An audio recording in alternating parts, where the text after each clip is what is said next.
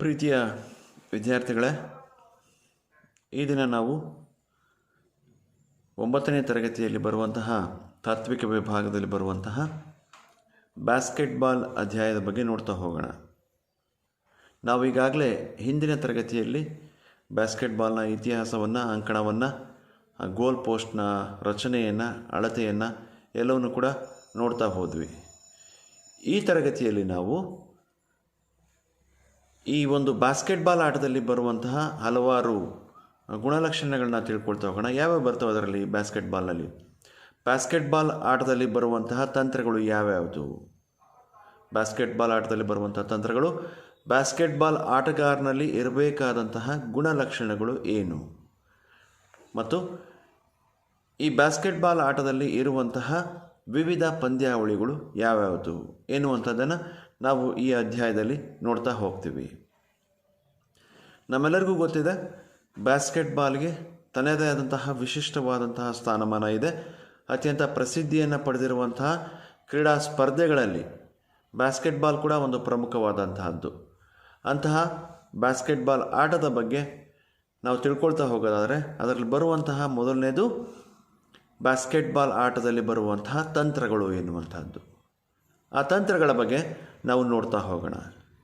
ನಾನು ಹಿಂದಿನ ತರಗತಿಯಲ್ಲೇ ನಿಮ್ಗೆ ಹೇಳಿದ್ದೆ, ಪ್ರತಿಯೊಂದು ಆಟಕ್ಕೂ ಕೂಡ ಎರಡು ರೀತಿಯಾದಂತಹ ತಂತ್ರಗಳು ಬರ್ತಾ ಹೋಗ್ತವೆ. ಯಾವುದೇ ಆಟವನ್ನು ತೆಗೆದುಕೊಂಡ್ರೂ ಎರಡು ರೀತಿಯಾದಂತಹ ತಂತ್ರಗಳು ಬರ್ತವೆ. ಒಂದು ಆಕ್ರಮಣಕಾರಿ ತಂತ್ರ, ಮತ್ತೊಂದು ರಕ್ಷಣಾತ್ಮಕ ತಂತ್ರ.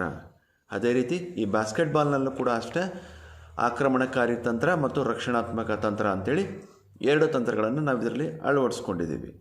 ಹಾಗಾದರೆ ಈ ಬಾಸ್ಕೆಟ್ಬಾಲ್ ಆಟದಲ್ಲಿ ಬರುವಂತಹ ಪ್ರಮುಖ ಆಕ್ರಮಣಕಾರಿ ತಂತ್ರಗಳು ಯಾವ್ಯಾವುದು ಅಂತೇಳಿ ನೋಡ್ತಾ ಹೋಗೋಣ. ಅದರಲ್ಲಿ ಯಾವ್ಯಾವುದು ಬರುತ್ತೆ? ಸ್ಕ್ರೀನಿಂಗ್ ಅಂತೇಳಿ ಬರುತ್ತೆ. ಆಕ್ರಮಣಕಾರಿ ತಂತ್ರಗಳಲ್ಲಿ ಸ್ಕ್ರೀನಿಂಗ್ ಅಂತ ಬರುತ್ತೆ. ಪೋಸ್ಟ್ ಪ್ಲೇ ಬರುತ್ತೆ. ಪೋಸ್ಟ್ ಪ್ಲೇನಲ್ಲಿ ಮತ್ತೆ ಎರಡು ವಿಧಾನ ಇದೆ, ಹೈ ಪೋಸ್ಟ್ ಪ್ಲೇ ಮತ್ತು ಲೋ ಪೋಸ್ಟ್ ಪ್ಲೇ ಅಂಥೇಳಿ ಬರುತ್ತೆ. ಮತ್ತು ಫಾಸ್ಟ್ ಬ್ರೇಕ್. ಸ್ಕ್ರೀನಿಂಗ್, ಪೋಸ್ಟ್ ಪ್ಲೇನಲ್ಲಿ high post play, low post play ಮತ್ತು ಫಾಸ್ಟ್ ಬ್ರೇಕಿಂಗ್. ಈ ಮೂರು ಪ್ರಮುಖವಾದಂತಹ ಆಕ್ರಮಣಕಾರಿ ತಂತ್ರಗಳು. ಹಾಗಾದರೆ ಮೊದಲನೇ ತಂತ್ರವಾದಂತಹ ಸ್ಕ್ರೀನಿಂಗ್ ಬಗ್ಗೆ ನೋಡ್ತಾ ಹೋಗೋಣ. ಸ್ಕ್ರೀನಿಂಗ್ ಆಕ್ರಮಣಕಾರಿ ತಂತ್ರ ಅಂದರೆ ಏನು ಅಂತ ಹೇಳಿ. ರಕ್ಷಣಾ ಆಟಗಾರ ವ್ಯಕ್ತಿಯನ್ನು ರಕ್ಷಣೆ ಮಾಡುವಂತಹ ಸಂದರ್ಭದಲ್ಲಿ, ರಕ್ಷಣಾ ಆಟಗಾರ ವ್ಯಕ್ತಿಯನ್ನು ರಕ್ಷಣೆ ಮಾಡುತ್ತಿರುವಂತಹ ಸಂದರ್ಭದಲ್ಲಿ ಎದುರಾಳಿ ತಂಡದ ಆಕ್ರಮಣ ಆಟಗಾರ ಏನಿರ್ತಾನೆ, ತನ್ನ ತಂಡದ ಸದಸ್ಯನಿಗೆ ಅಂದರೆ ತನ್ನದೇ ತಂಡದ ಆಟಗಾರನಿಗೆ ಸಹಕಾರಿಯಾಗೋ ರೀತಿಯಲ್ಲಿ ಅಡ್ಡ ನಿಂತುಬಿಟ್ಟು ತನ್ನ ಆಟಗಾರ ಮುಂದೆ ಹೋಗಲಿಕ್ಕೆ ಅವಕಾಶ ಮಾಡಿಕೊಡುವಂತಹ ಒಂದು ವಿಧಾನವನ್ನು ನಾವೇನಂತ ಕರಿತೀವಿ? ಸ್ಕ್ರೀನಿಂಗ್ ಅಂತೇಳಿ ಕರಿತೀವಿ. ಇನ್ನೊಂದು ಸರಿ ಹೇಳೋದಾದರೆ, ರಕ್ಷಣಾ ಆಟಗಾರ ವ್ಯಕ್ತಿಯನ್ನು ರಕ್ಷಣೆ ಮಾಡ್ತಿರುವಂತಹ ಸಂದರ್ಭದಲ್ಲಿ ತಂಡದ ಆಕ್ರಮಣಕಾರ ಆಟಗಾರ ಏನಿರ್ತಾನೆ ತಂಡದ ಸದಸ್ಯನಿಗೆ ಅಂದರೆ ತನ್ನ ತಂಡದ ಇನ್ನೊಬ್ಬ ಆಟಗಾರ ಮುಂದೆ ಹೋಗಲಿಕ್ಕೆ ಅವಕಾಶ ಆಗಲಿಕ್ಕೆ ಇನ್ನೊಬ್ಬ ಏನು ವ್ಯಕ್ತಿ ರಕ್ಷಣೆ ಮಾಡ್ತಿರುವಂತಹ ರಕ್ಷಣಾತ್ಮಕ ಆಟಗಾರ ಇರ್ತಾನೆ, ಅವನಿಗೆ ಅಡ್ಡವಾಗಿ ನಿಂತುಬಿಟ್ಟು ತನ್ನ ಆಕ್ರಮಣಕಾರಿ ಆಟಗಾರ ಚೆಂಡನ್ನು ತೆಗೆದುಕೊಂಡು ಮುಂದೆ ಹೋಗುವ ರೀತಿಯಲ್ಲಿ ಅನುಕೂಲ ಮಾಡಿಕೊಡುವಂತಹ ಒಂದು ಪದ್ಧತಿಯನ್ನು ನಾವೇನಂತ ಕರಿತೀವಿ? ಸ್ಕ್ರೀನಿಂಗ್ ಅಂಥೇಳಿ ಕರಿತೀವಿ. ಈ ಚಿತ್ರದಲ್ಲಿ ನೋಡ್ತಾ ಹೋಗ್ತಿದ್ದೀರಾ ನೀವು, ಸ್ಕ್ರೀನಿಂಗ್ ಅಂದರೆ ಯಾವ ರೀತಿ ಇರುತ್ತೆ ಅಂಥೇಳಿ. ವ್ಯಕ್ತಿ ಅಡ್ಡವಾಗಿ ನಿಂತುಬಿಟ್ಟು ತನ್ನ ಇತರೆ ಸಹ ಆಟಗಾರನನ್ನು ಮುಂದೆ ಹೋಗೋ ರೀತಿ ಅನುಕೂಲ ಮಾಡಿಕೊಡುವಂತಹ ಒಂದು ತಂತ್ರ. ಇದು ಒಂದು. ಇನ್ನು ಎರಡನೇದು ಪೋಸ್ಟ್ ಪ್ಲೇ. ನಿರ್ಬಂಧಿತ ಏರಿಯಾದ ಮೇಲ್ಭಾಗದಲ್ಲಿ ನಿಂತು, ರಿಸ್ಟ್ರಿಕ್ಟೆಡ್ ಏರಿಯಾ ಅಂಥೇಳಿ ಕರಿತೀವಿ, ಆ ನಿರ್ಬಂಧಿತ ಏರಿಯಾದ ಮೇಲೆ ನಿಂತು ತನ್ನ ತಂಡದ ಸದಸ್ಯರಿಗೆ ಎದುರಾಳಿ ತಂಡದವರಿಂದ ತಪ್ಪಿಸಿಬಿಟ್ಟು ಯಶಸ್ವಿಯಾಗಿ ಬ್ಯಾಸ್ಕೆಟ್ ಮಾಡಲಿಕ್ಕೆ ಸಹಕಾರಿಯಾಗುವಂತೆ ಚೆಂಡನ್ನು ನೀಡುವಂಥದ್ದಕ್ಕೆ ಐ ಪೋಸ್ಟ್ ಪ್ಲೇ ಅಂತೇಳಿ ಕರಿತೀವಿ. ನಿರ್ಬಂಧಿತ ಏರಿಯಾದ ಮೇಲ್ಭಾಗದಲ್ಲಿ ನಿಂತು ತಂಡದ ಸದಸ್ಯರಿಗೆ ಎದುರಾಳಿ ತಂಡದವರಿಂದ ತಪ್ಪಿಸಿಬಿಟ್ಟು ಯಶಸ್ವಿಯಾಗಿ ಬ್ಯಾಸ್ಕೆಟ್ ಮಾಡಲಿಕ್ಕೆ ಸಹಕಾರಿಯಾಗುವಂತೆ ಚೆಂಡನ್ನು ನೀಡೋದಕ್ಕೆ ನಾವೇನಂತ ಕರಿತೀವಿ? ಹೈ ಪೋಸ್ಟ್ ಪ್ಲೇ ಅಂಥೇಳಿ ಕರಿತೀವಿ. ಅದೇ ನಿಗದಿತಪಡಿಸಿದಂತಹ ಈ ಆಟಗಾರ ತನ್ನ ಆಟಗಾರನಿಗೆ ಯಾವ ಬದಿಗಾದರೂ ಚೆಂಡನ್ನು ನೀಡ್ಬೋದಾಗಿದೆ. ಎಡಗಡೆ ಆಗಿರ್ಬೋದು, ಬಲಗಡೆ ಆಗಿರ್ಬೋದು, ಯಾವುದೇ ಬದಿಗಾದರೂ ಅವನ ಚೆಂಡನ್ನು ನೀಡ್ಬೋದಾಗಿದೆ. ನಿರ್ಬಂಧಿತ ಏರಿಯಾದ ಕೆಳಗಡೆ ಬ್ಯಾಸ್ಕೆಟ್ ಹತ್ತಿರ ನಿಂತು ಪಾಸ್ ನೀಡಿ ಆಡೋದಕ್ಕೆ ಲೋ ಪೋಸ್ಟ್ ಪ್ಲೇ ಅಂತೇಳಿ ಕರಿತೀವಿ. ನಿರ್ಬಂಧಿತ ಏರಿಯಾದ ಕೆಳಗಡೆ ಬ್ಯಾಸ್ಕೆಟ್ ಹತ್ರ ನಿಂತುಬಿಟ್ಟು ಪಾಸ್ ನೀಡಿ ಆಡೋದಕ್ಕೆ ಲೋ ಪೋಸ್ಟ್ ಪ್ಲೇ ಅಂತೇಳಿ ಕರಿತೀವಿ. ಇದು ಯಶಸ್ವಿಯಾಗಿ ಬ್ಯಾಸ್ಕೆಟ್ ಮಾಡಲಿಕ್ಕೆ ಅನುಕೂಲ ಆಗುತ್ತೆ. ಅನಿವಾರ್ಯ ಪ್ರಸಂಗಗಳಲ್ಲಿ ಏನು ಮಾಡ್ತಾನೆ ಹೋಗ್ತಾನೆ, ಏನು ಪಾಸನ್ನು ನೀಡಬೇಕು ಅಂತ ಏನು ಆಟಗಾರ ಇರ್ತಾನೆ, ಆ ಆಟಗಾರನೇ ತಾನೇ ಬ್ಯಾಸ್ಕೆಟ್ ಮಾಡುವಂಥ ಅವಕಾಶವೂ ಕೂಡ ಇರುತ್ತೆ. ಈ ಆಟಗಾರ ನಿಂತ ಸ್ಥಳದಿಂದಲೇ ತನ್ನ ತಂಡದ ಆಟಗಾರನ ಚಲನವಲನಗಳನ್ನು ಯಾವ ಕಡೆ ಹೋಗ್ತಾನೆ, ಯಾವ ಕಡೆ ಬರ್ತಾನೆ ಎನ್ನುವಂಥದ್ದನ್ನು ನೋಡ್ಕೊಂಡ್ಬಿಟ್ಟು ಚಾಕಚಕ್ಯತೆಯಿಂದ ಅವನಿಗೆ ಚೆಂಡನ್ನು ಪಾಸ್ ಮಾಡಬೇಕಾಗುತ್ತೆ. ಇದು ಪೋಸ್ಟ್ ಪ್ಲೇ. ಅದರಲ್ಲಿ ವಿಶೇಷವಾಗಿ ಹೈ ಪೋಸ್ಟ್ ಪ್ಲೇ ಮತ್ತು ಲೋ ಪೋಸ್ಟ್ ಪ್ಲೇ. ಅನಿವಾರ್ಯ ಸಂದರ್ಭಗಳಲ್ಲಿ ತಾನೇ ಬ್ಯಾಸ್ಕೆಟ್ ಮಾಡುವಂತಹ ಅವಕಾಶ ಕೂಡ ಇರುತ್ತೆ. ಮತ್ತು ಎದುರಾಳಿ ತಂಡದ ಆಟಗಾರ ಯಾವ ರೀತಿ ಚಲನವಲನ ಇದೆ ಅನ್ನುವಂಥದ್ದನ್ನು ನೋಡಿಕೊಂಡು ಚಾಕಚಕ್ಯತೆಯಿಂದ ತನ್ನ ತಂಡದ ಇತರ ಆಟಗಾರನಿಗೆ ಪಾಸನ್ನು ನೀಡಬೇಕಾಗುತ್ತೆ. ಇನ್ನು ಮೂರನೇ ತಂತ್ರ ಫಾಸ್ಟ್ ಬ್ರೇಕ್.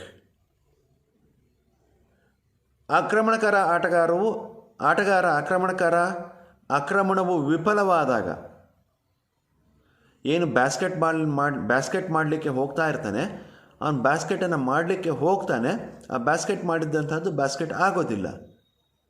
ಅಂತಹ ವಿಫಲವಾದಂತಹ ಸಂದರ್ಭದಲ್ಲಿ ಅವರು ತಮ್ಮ ತಮ್ಮ ರಕ್ಷಣಾತ್ಮಕ ಸ್ಥಳಗಳಲ್ಲಿ ಸೆಟ್ ಆಗುವ ಮುನ್ನ, ಯಾರ್ಯಾರು ಆ ಝೋನ್ಗಳಿರ್ತವೆ ಆ ಝೋನಲ್ಲೇ ಡಿಫೆನ್ಸಿವ್ ಆಟಗಾರರು ತಮ್ಮ ಸ್ಥಾನದಲ್ಲಿ ನಿಂತ್ಕೊಳ್ಳೋದಕ್ಕಿಂತ ಮುಂಚೆ ಏನು ವಿಫಲವಾಗಿರ್ತಲ್ಲ ಆ ಚೆಂಡನ್ನು ತೆಗೆದುಕೊಂಡು ಮತ್ತೆ ವೇಗವಾಗಿ ಮುಂದೆ ಹೋಗೋದಕ್ಕೆ ನಾವೇಂತ ಕರಿತೀವಿ, ಫಾಸ್ಟ್ ಬ್ರೇಕ್ ಎನ್ನುತ್ತಾರೆ.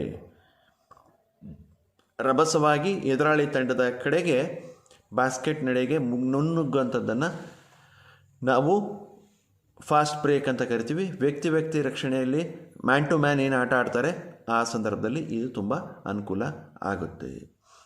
ಈಗ ನಾವು ನೋಡಿದಂತಹ ಪ್ರಮುಖವಾದಂತಹ ಆಕ್ರಮಣ ತಂತ್ರಗಳು ಯಾವ್ಯಾವ್ದು ನೋಡ್ತಾ ಹೋದ್ವಿ. ಸ್ಕ್ರೀನಿಂಗನ್ನು ನೋಡಿದ್ವಿ, ಪೋಸ್ಟ್ ಪ್ಲೇಯನ್ನು ನೋಡಿದ್ವಿ. ಪೋಸ್ಟ್ ಪ್ಲೇಯಲ್ಲಿ ಎರಡು ವಿಧ, ಒಂದು ಹೈ ಪೋಸ್ಟ್ ಪ್ಲೇ ಮತ್ತೊಂದು ಲೋ ಪೋಸ್ಟ್ ಪ್ಲೇ. ಅದೇ ರೀತಿ ಫಾಸ್ಟ್ ಬ್ರೇಕ್ ಎನ್ನುವಂಥದ್ದನ್ನು ನಾವು ನೋಡ್ತಾ ಹೋದ್ವಿ. ಇದಿಷ್ಟು ಬರುವಂತಹ ಆಟಗಳಲ್ಲಿ ಬಾಸ್ಕೆಟ್ಬಾಲ್ ಆಟದಲ್ಲಿ ಬರುವಂತಹ ಪ್ರಮುಖವಾದಂತಹ ಆಕ್ರಮಣಕಾರಿ ತಂತ್ರಗಳು. ಇನ್ನು ಮುಂದುವರೆದ್ಬಿಟ್ಟು ನಾವು ರಕ್ಷಣಾತ್ಮಕ ತಂತ್ರಗಳ ಬಗ್ಗೆ ನೋಡ್ತಾ ಹೋಗೋಣ. ರಕ್ಷಣಾತ್ಮಕ ತಂತ್ರಗಳಲ್ಲಿ ಎರಡು ವಿಧ ಇರುತ್ತೆ ಪ್ರಮುಖವಾಗಿ. ಒಂದು ವಲಯ ರಕ್ಷಣೆ, ಝೋನ್ ಡಿಫೆನ್ಸ್ ಅಂತೇಳಿ ಕರಿತೀವಿ. ವಲಯಗಳನ್ನು ಈಗ ಇದರಲ್ಲೂ ಕೂಡ ಮುಂಬದಿಯ ಆಟಗಾರರು ಹಿಂಬದಿಯ ಆಟಗಾರರು ಅಂತ ಹೇಳ್ತಾರೆ. ನಿಮಗೆ ಗೊತ್ತಿದೆ ಎಲ್ಲರಿಗೂ ಕೂಡ 5 ಜನ ಅಂಕಣದಲ್ಲಿ ಆಡುವಂತಹ ಬಾಸ್ಕೆಟ್ಬಾಲ್ ಆಟಗಾರರಿರ್ತಾರೆ. ಅವರಿಗೆ ತಮ್ಮದೇ ಆದಂತಹ ವಲಯಗಳು ಇರ್ತವೆ. ಆ ವಲಯಗಳಲ್ಲೇ ಇದ್ಬಿಟ್ಟು ತಮ್ಮ ವಲಯಗಳನ್ನು ರಕ್ಷಣೆ ಮಾಡುವಂಥದ್ದು ಪ್ರಮುಖವಾದಂಥದ್ದು. ಅತ್ಯಂತ ವೇಗವಾಗಿ ಯಾರಿರ್ತಾರೋ, ಅತ್ಯಂತ ಯಶಸ್ವಿಯಾಗಿ ಬ್ಯಾಸ್ಕೆಟ್ ಮಾಡುವಂತಹ ಯಾವ ಸಾಮರ್ಥ್ಯ ಇರುತ್ತೋ ಅವರು ಮುಂಬದಿಯ ಆಟಗಾರರಾಗಿರ್ತಾರೆ. ಅಂಥ ಸಂದರ್ಭದಲ್ಲಿ ತಮ್ಮ ವಲಯಗಳಲ್ಲೇ ನಿಂತುಬಿಟ್ಟು ರಕ್ಷಣೆಯನ್ನು ಮಾಡ್ಬೋದು ಅಥವಾ ಆಕ್ರಮಣದಲ್ಲೇ ಆಗಿರ್ಬೋದು, ತಮ್ಮ ಝೋನ್ಗಳಲ್ಲಿ ರಕ್ಷಣೆ ಮಾಡುತ್ತಾರೆ. ಈಗ ನಾವು ನೋಡ್ತಾ ಇರುವಂಥದ್ದು ರಕ್ಷಣಾತ್ಮಕ ತಂತ್ರಗಳು. ಇದರಲ್ಲಿ ವಲಯ ರಕ್ಷಣೆ, ಝೋನ್ ಡಿಫೆನ್ಸ್ ಅಂತೇಳಿ ತಮ್ಮ ವಲಯಗಳನ್ನು ಬಳಿಯೇ ನಿಂತುಬಿಟ್ಟು ಆಕ್ರಮಣಕಾರಿ ಆಟಗಾರ ತಮ್ಮನ್ನು ದಾಟಿ ಮುಂದೆ ಹೋಗದ ರೀತಿಯಲ್ಲಿ ತಡೆಯುವಂಥದ್ದು ರಕ್ಷಣಾತ್ಮಕ ಆಟಗಾರರಲ್ಲಿ ಝೋನ್ ಡಿಫೆನ್ಸ್ ಪ್ರಮುಖವಾದಂಥದ್ದು. ಝೋನ್ ಡಿಫೆನ್ಸ್ ಅಂತಂದರೆ ವಲಯ ರಕ್ಷಣೆಯಲ್ಲಿ ಎದುರಾಳಿಗಳನ್ನು ಹಿಂಬಾಲಿಸ್ಕೊಂಡು ಹೋಗೋದಕ್ಕಿಂತ ಬದಲು, ಅವನು ಬಾಲ್ ತಗೊಂಡು ಹೋಗ್ತಾನೆ ಅಂದರೆ ಅವನನ್ನೇ ಹಿಂಬಾಲಿಸ್ಕೊಂಡು ಹೋಗೋದಕ್ಕಿಂತ ಬದಲು ಚೆಂಡನ್ನು ಆಡುವ ಕಡೆಗೆ ಹೆಚ್ಚು ಗಮನವನ್ನು ಕೊಡಬೇಕು. ಪ್ರತಿಯೊಬ್ಬ ರಕ್ಷಣಾ ಆಟಗಾರನು ತನಗೆ ಏನು ನಿಗದಿಪಡಿಸಿರ್ತಾರೆ ವಲಯ, ಆ ವಲಯದ ಆಸುಪಾಸಿನಲ್ಲೇ ಚೆಂಡನ್ನು ಅನುಸರಿಸ್ತಾ ತಮ್ಮ ವಲಯವನ್ನು ರಕ್ಷಣೆ ಮಾಡಿಕೊಳ್ತಾ ಮುಂದೆ ಹೋಗುವಂಥದ್ದು ಅಥವಾ ಅವರನ್ನು ತಡಿತಕ್ಕಂಥದ್ದು ಪ್ರಮುಖವಾದಂಥ ವಲಯ ರಕ್ಷಣೆ ಆಗಿರುತ್ತೆ. ವಲಯ ರಕ್ಷಣೆಯಲ್ಲಿ ಎದುರಾಳಿಗಳನ್ನು ಹಿಂಬಾಲಿಸ್ಕೊಂಡು ಹೋಗೋದಕ್ಕಿಂತ ಬದಲು ಚೆಂಡನ್ನು ಆಡುವ ಕಡೆಗೆ ಹೆಚ್ಚು ಗಮನವನ್ನು ಕೊಡಬೇಕು. ಪ್ರತಿಯೊಬ್ಬ ಆಟಗಾರ ತನಗೆ ಏನು ನಿಗದಿಪಡಿಸಿದೆ ಆ ನಿಗದಿಪಡಿಸಿರುವಂತಹ ವಲಯದಲ್ಲಿ ಚೆಂಡನ್ನು ಅನುಸರಿಸ್ತಾ ಹೋಗಬೇಕು. ನಾನು ನಿಮಗೆ ಚಿತ್ರಗಳಲ್ಲಿ ತೋರಿಸ್ತಾ ಇದ್ದೀನಿ. ವಲಯ ರಕ್ಷಣೆಗಳು ಯಾವ್ಯಾವ ಥರ ಇರುತ್ತೆ, ಎಷ್ಟು ವಿಧಾನದಲ್ಲಿರುತ್ತೆ, ಯಾವ ಥರ ಇರುತ್ತೆ ಅಂತೇಳಿ ನೀವು ಈ ಚಿತ್ರದಲ್ಲಿ ನೋಡ್ತಾ ಹೋಗ್ಬೋದು. ವಲಯ ರಕ್ಷಣೆ, ಝೋನ್ ಡಿಫೆನ್ಸ್ ಯಾವ ಥರ ಇರುತ್ತೆ ಅನ್ನುವಂಥದ್ದನ್ನು ನೀವು ಈ ಚಿತ್ರದಲ್ಲಿ ನೋಡ್ತಾ ಹೋಗ್ಬೋದು. ಮುಂದುವರೆದು ನೋಡೋದಾದರೆ ಮತ್ತೊಂದು ರಕ್ಷಣಾತ್ಮಕ ತಂತ್ರ ವ್ಯಕ್ತಿ ರಕ್ಷಣೆ. ಮ್ಯಾನ್ ಟು ಮ್ಯಾನ್ ಡಿಫೆನ್ಸ್ ಅಂತೇಳಿ ಕರಿತೀವಿ. ವ್ಯಕ್ತಿಯ ರಕ್ಷಣೆ. 5 ಜನ ಆಟಗಾರರು ಇರ್ತಾರೆ ಅಂತಂದರೆ ಆ 5 ಜನ ರಕ್ಷಣಾತ್ಮಕ ಆಟಗಾರರು ಒಬ್ಬೊಬ್ಬ ಆಟಗಾರನನ್ನು ಅವರನ್ನೇ ಕಾನ್ಸಂಟ್ರೇಟ್ ಮಾಡಿಬಿಟ್ಟು ಅವನನ್ನೇ ಕೇಂದ್ರೀಕರಿಸ್ಬಿಟ್ಟು ಅವರನ್ನೇ ತಡೆಯುವಂತಹ ಪ್ರಯತ್ನವೇ ಮ್ಯಾನ್ ಟು ಮ್ಯಾನ್ ಡಿಫೆನ್ಸ್ ಆಗಿರುತ್ತೆ. ವ್ಯಕ್ತಿಯಿಂದ ವ್ಯಕ್ತಿ ರಕ್ಷಣೆ ತಂತ್ರ ಪ್ರತಿಯೊಂದು ಆಕ್ರಮಣಕಾರನ ಜವಾಬ್ದಾರಿಯನ್ನು ಒಬ್ಬೊಬ್ಬ ರಕ್ಷಣಾ ಆಟಗಾರನ ಮೇಲಿರುತ್ತೆ. ಆಕ್ರಮಣಕಾರಿ ಆಟಗಾರ ಏನಿರ್ತಾನೆ ಒಬ್ಬೊಬ್ಬ ಆಟಗಾರ ಅವನನ್ನು ರಕ್ಷಣೆ ಮಾಡುವಂಥ ಅವನಿಂದ ಮುಂದೆ ಹೋಗೋದ ರೀತಿಯಲ್ಲಿ ರಕ್ಷಣೆ ಮಾಡುವಂಥದ್ದು ಒಬ್ಬೊಬ್ಬ ರಕ್ಷಣಾತ್ಮಕ ಆಟಗಾರನ ಜವಾಬ್ದಾರಿ ಆಗಿರುತ್ತೆ. ಇದರಿಂದ ಆತನ ವೈಯಕ್ತಿಕ ರಕ್ಷಣಾ ಸಾಮರ್ಥ್ಯನೂ ಕೂಡ ಹೆಚ್ಚಾಗ್ತಾ ಹೋಗುತ್ತೆ. ಮತ್ತು ಇದರಲ್ಲಿ ಸಂಪೂರ್ಣ ಅಂಕಣದ ಮೇಲೆ ಓಡಾಡಿಕೊಂಡು ಆಡಬೇಕು ಎನ್ನುವಂತಹ ಒತ್ತಡನೂ ಕೂಡ ಕಡಿಮೆ ಆಗುತ್ತೆ. ಮತ್ತು ಅರ್ಧ ಅಂಕಣದ ಒತ್ತಡ ಅಂತೇಳಿ ಕರಿತೀವಿ. ಸಂಪೂರ್ಣ ಅಂಕಣದ ಒತ್ತಡ ಮತ್ತು ಅರ್ಧ ಅಂಕಣದ ಒತ್ತಡ ಅಂತ 2 ವಿಧಾನ ಇರ್ತವೆ. ಇದನ್ನು ಆಯ್ಕೆ ಮಾಡಿಕೊಂಡ್ಬಿಟ್ಟು ಆಕ್ರಮಣಕಾರನನ್ನು ಅರ್ಧದ ಸಂಪೂರ್ಣ ಅಂಕಣದಲ್ಲಿ ಅವನನ್ನು ಮ್ಯಾನ್ ಟು ಮ್ಯಾನ್ ಡಿಫೆನ್ಸ್ ಮಾಡಬೇಕು, ವ್ಯಕ್ತಿ ರಕ್ಷಣೆಯನ್ನು ಮಾಡಬೇಕು. ಮತ್ತು ಅರ್ಧ ಅಂಕಣದಲ್ಲಿ ಕೂಡ ಅವನನ್ನು ವ್ಯಕ್ತಿ ರಕ್ಷಣೆ ಮಾಡಬೇಕು. ಇದು 2 ವಿಧಾನದಲ್ಲಿರುತ್ತೆ. ಇದರಲ್ಲಿ ಯಾವ್ದು ಬೇಕು, ಸಂಪೂರ್ಣ ಆಟದಲ್ಲಿ ವ್ಯಕ್ತಿಯ ರಕ್ಷಣೆಯನ್ನು ಮಾಡಬೇಕು ಅಥವಾ ಅರ್ಧ ಅಂಕಣದಲ್ಲಿ ವ್ಯಕ್ತಿ ರಕ್ಷಣೆ ಮಾಡಬೇಕು ಎನ್ನುವಂಥದ್ದನ್ನು ಅನುಸರಿಸ್ಕೊಂಡ್ಬಿಟ್ಟು ಆಕ್ರಮಣಕಾರಿ ಏನಿರ್ತಾನೆ ಆಟ ಮುಗಿಯುವವರೆಗೆ ಆ ಬ್ಯಾಸ್ಕೆಟ್ ಮಾಡದ ರೀತಿಯಲ್ಲಿ ಅದನ್ನು ತಡಿಬೇಕಾಗಿರುವಂತಹದ್ದು ಪ್ರತಿಯೊಬ್ಬ ರಕ್ಷಣಾತ್ಮಕ ಆಟಗಾರ ತನ್ನ ಇನ್ನು ವಿರುದ್ಧದ ಒಬ್ಬ ಆಟಗಾರನ ಮೇಲೆ ಕಣ್ಣನ್ನು ಇಟ್ಟಿರಬೇಕಾಗುತ್ತೆ. ಆಟಗಾರನಿಗೆ ಯಾವುದೇ ಕ್ಷೇತ್ರ ಸ್ಥಾನದಿಂದ ಆಟ ಆಡಲಿಕ್ಕೆ, ಪಾಸನ್ನು ನೀಡಲಿಕ್ಕೆ, ಓಡಾಡಲಿಕ್ಕೆ ಅನುಮತಿ ಇದೆ. ಆದರೆ ಸಾಮಾನ್ಯವಾಗಿ ಅನುಸರಿಸುವ ತಂತ್ರಗಳು ಏನೇನಿದ್ದಾವೆ ಇದಾಗಿರುತ್ತೆ. ಮ್ಯಾನ್ ಟು ಮ್ಯಾನ್ ಡಿಫೆನ್ಸನ್ನೇ ನಾವು ಹೆಚ್ಚಾಗಿ ಅನುಸರಿಸ್ತಾ ಹೋಗ್ತೀವಿ. ಇದರಲ್ಲಿ ನಾವು ರಕ್ಷಣಾತ್ಮಕ ತಂತ್ರಗಳಲ್ಲಿ ನಾವು ಪ್ರಮುಖವಾಗಿ ನೋಡಿದ್ದಂಥದ್ದು ಯಾವುದು? ಝೋನಲ್ ಡಿಫೆನ್ಸ್, ವಲಯ ರಕ್ಷಣೆ, ಮತ್ತು ವ್ಯಕ್ತಿಯ ರಕ್ಷಣೆ, ಮ್ಯಾನ್ ಟು ಮ್ಯಾನ್ ಡಿಫೆನ್ಸ್, 2 ರಕ್ಷಣಾತ್ಮಕ ವಿಧಾನಗಳು. ಹಾಗಾದ್ರೆ ನಾವು ಇದುವರೆಗೆ ನೋಡಿದ್ದಂಥದ್ದು ಬಾಸ್ಕೆಟ್ಬಾಲ್ ಆಟದ ತಂತ್ರಗಳಲ್ಲಿ 2 ರೀತಿಯಾದಂತಹ ತಂತ್ರಗಳಿದ್ದಾವೆ. ಒಂದು ರಕ್ಷಣಾತ್ಮಕ ತಂತ್ರ, ಮತ್ತೊಂದು ಆಕ್ರಮಣಕಾರಿ ತಂತ್ರ. ಆಕ್ರಮಣಕಾರಿ ತಂತ್ರದಲ್ಲಿ ಬರುವಂತಹ ಪ್ರಮುಖವಾದಂತಹ ತಂತ್ರಗಳು ಸ್ಕ್ರೀನಿಂಗ್ ಆಗಿರ್ಬೋದು, ಪೋಸ್ಟ್ ಪ್ಲೇನಲ್ಲಿ high post play, low post play ಮತ್ತು ಫಾಸ್ಟ್ ಬ್ರೇಕ್. ಇವು ಆಕ್ರಮಣಕಾರಿ ತಂತ್ರಗಳಾದರೆ, ರಕ್ಷಣಾತ್ಮಕ ತಂತ್ರಗಳಲ್ಲಿ ನೋಡೋದಾದರೆ 2 ರೀತಿಯಾದಂತಹ ಪ್ರಮುಖ ರಕ್ಷಣಾತ್ಮಕ ತಂತ್ರ ಇರುತ್ತೆ. ಒಂದು ವಲಯ ರಕ್ಷಣೆ, ಝೋನಲ್ ಡಿಫೆನ್ಸ್ ಅಂಥೇಳಿ, ಮತ್ತು ಇನ್ನೊಂದು ವ್ಯಕ್ತಿ ರಕ್ಷಣೆ, ಅಂದರೆ ಮ್ಯಾನ್ ಟು ಮ್ಯಾನ್, ಒಬ್ಬ ಆಟಗಾರ ತನ್ನ ಇತರೆ ಆಟಗಾರನನ್ನು, ಎದುರಾಳಿ ಆಟಗಾರನನ್ನು ರಕ್ಷಣೆ ಮುಂದೆ ಹೋಗೋದ ರೀತಿಯಲ್ಲಿ ರಕ್ಷಣೆ ಮಾಡುವಂಥದ್ದು ಮ್ಯಾನ್ ಟು ಮ್ಯಾನ್ ಡಿಫೆನ್ಸ್ ಆಗಿರುತ್ತೆ. ಈ ತಂತ್ರಗಳಿಂದ ನಾವು ಮುಂದೆ ಹೋಗೋದಾದರೆ ಇನ್ನೊಂದು ಪ್ರಮುಖವಾದಂತಹ ಅಂಶ ಬ್ಯಾಸ್ಕೆಟ್ಬಾಲ್ ಆಟಗಾರನಲ್ಲಿ ಇರಬೇಕಾದಂತಹ ಪ್ರಮುಖವಾದಂತಹ ಗುಣಲಕ್ಷಣಗಳು ಏನೇನು?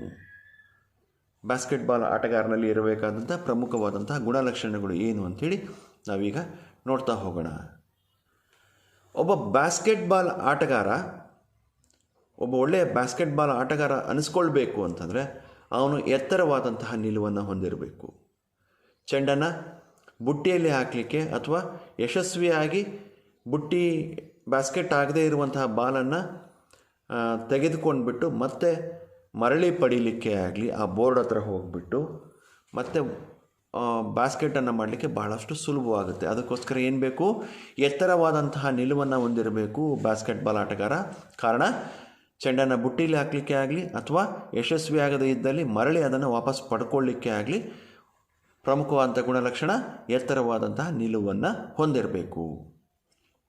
ಇನ್ನು 2ನೇ ಲಕ್ಷಣ, ಹೆಚ್ಚಿನ ಸಂದರ್ಭಗಳಲ್ಲಿ ಜಿಗಿಯುವಂತಹ ಅನಿವಾರ್ಯತೆ ಇರುವುದರಿಂದ, ಜಂಪ್ ಮಾಡಿಬಿಟ್ಟೆ ಬಾಸ್ಕೆಟ್ಬಾಲ್ ಮಾಡುವಂತಹ ಅನಿವಾರ್ಯತೆ ಇರುವುದರಿಂದ ಈ ಬಾಸ್ಕೆಟ್ಬಾಲ್ನಲ್ಲಿ ಸ್ಫೋಟಕ ಶಕ್ತಿಯ ಹೊಂದಿರುವಂಥದ್ದು ಭಾಳಷ್ಟು ಅವಶ್ಯಕವಾಗಿ ಬರುತ್ತೆ.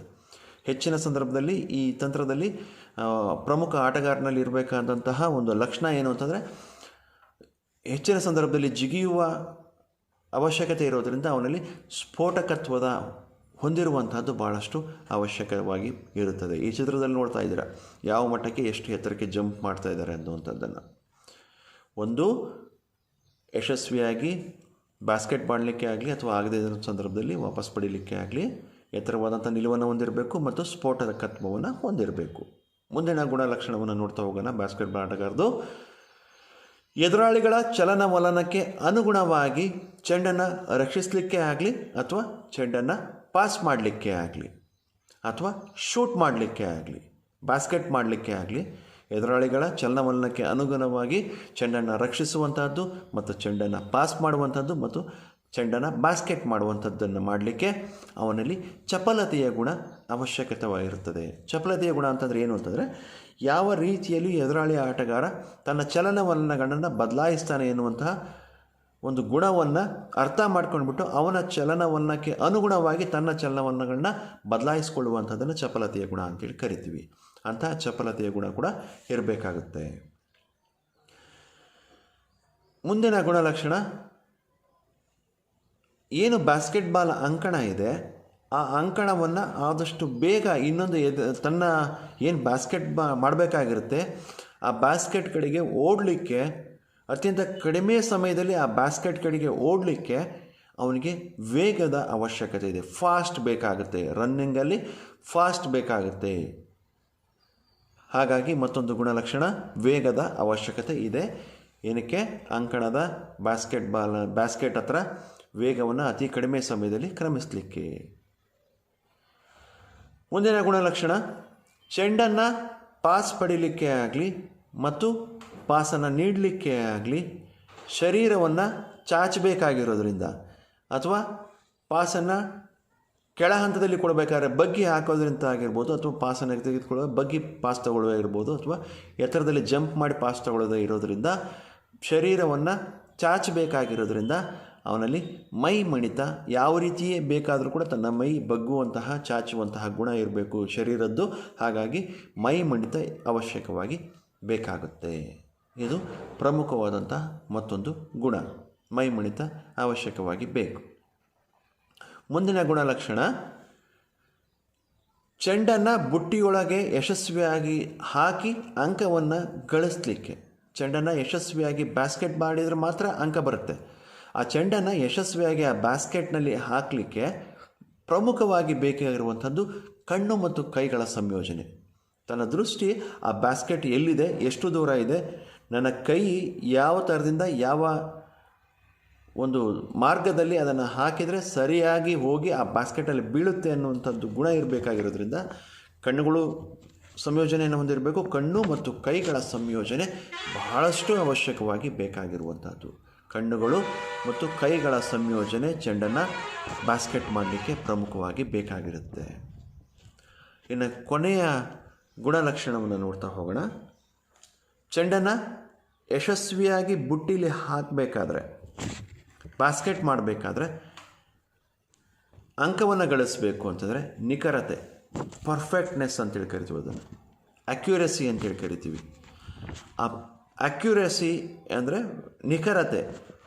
ತಾನು ಇಷ್ಟು ದೂರದಿಂದ ಇಷ್ಟೇ ಬಲ ಪ್ರಯೋಗದಿಂದ ಚೆಂಡನ್ನು ಹಾಕಿದರೆ ಅಷ್ಟೇ ಬಾಸ್ಕೆಟ್ನ ಹತ್ರ ಹೋಗಿ ಬುಟ್ಟಿ ಒಳಗೆ ಹೋಗುತ್ತೆ, ಅಂಕವನ್ನು ಗಳಿಸುತ್ತೆ ಎನ್ನುವಂತಹ ಪ್ರಮುಖವಾದಂತಹ ನಿಖರತೆಯ ಅವಶ್ಯಕತೆ ಬಹಳಷ್ಟು ಬೇಕು.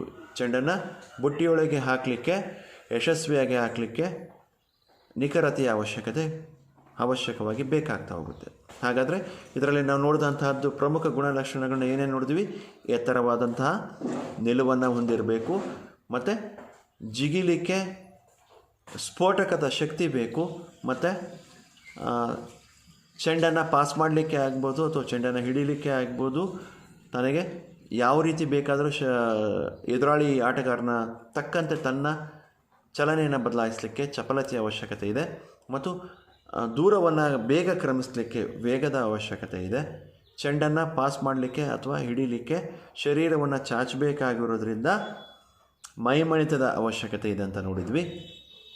ಮತ್ತು ಚೆಂಡನ್ನು ಯಶಸ್ವಿಯಾಗಿ ಬುಟ್ಟಿಯಲ್ಲಿ ಹಾಕಿ ಅಂಕವನ್ನು ಗಳಿಸಲಿಕ್ಕೆ ಕಣ್ಣು ಮತ್ತು ಕೈಗಳ ಸಂಯೋಜನೆ ಬಹಳಷ್ಟು ಅವಶ್ಯಕ ಅಂಥೇಳಿ ನಾವು ನೋಡ್ತಾ ಹೋದ್ವಿ. ಮತ್ತು ಪರ್ಫೆಕ್ಟ್ ಅಕ್ಯುರಸಿ ಅಂತೇಳಿ ಕರಿತೀವಿ. ಸರಿಯಾಗಿ ತಾನು ಹಾಕಿದಂತಹ ಚೆಂಡು ಬ್ಯಾಸ್ಕೆಟ್ನಲ್ಲಿ ಬೀಳುವ ರೀತಿ ಮಾಡಿ ತನ್ನ ತಂಡಕ್ಕೆ ಅಂಕವನ್ನು ಗಳಿಸ್ಕೊಳ್ಳೋದಕ್ಕೆ ಅವನಲ್ಲಿ ಪ್ರಮುಖವಾಗಿ ಬೇಕಾಗಿರುವಂಥದ್ದು ನಿಖರತೆ. ಇವೆಲ್ಲವನ್ನು ಕೂಡ ಬಾಸ್ಕೆಟ್ಬಾಲ್ ಆಟಗಾರನಲ್ಲಿ ಇರಬೇಕಾದಂಥ ಪ್ರಮುಖ ಗುಣಲಕ್ಷಣಗಳು ಆಗಿರ್ತವೆ.